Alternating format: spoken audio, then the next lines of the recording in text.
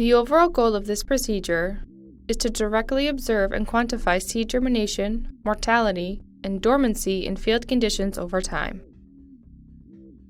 This method can help answer key questions in the seed ecology field, such as how different species or ecotypes of species contribute individual seedlings to the population of the next generation, or individual seeds to the persistent soil seed bank. The main advantage of this technique is that any number of experimental designs, species, treatments, or removal dates can easily be deployed in the field and retrieved as a complete replicate after weeks to months of burial.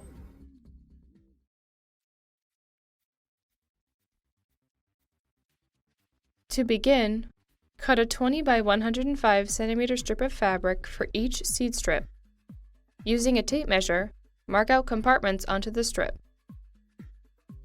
Fold the fabric in half and use a high-temperature glue gun to apply glue at one short end. Allow the glue to cool slightly, and then press the two sides together to create a seal. Place lines of glue along each compartment mark from the folded edge to the open short end.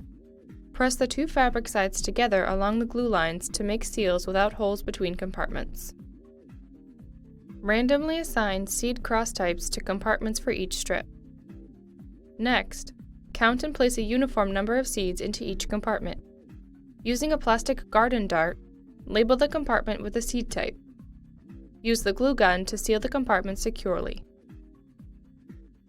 Proceed along the strip, filling, labeling, and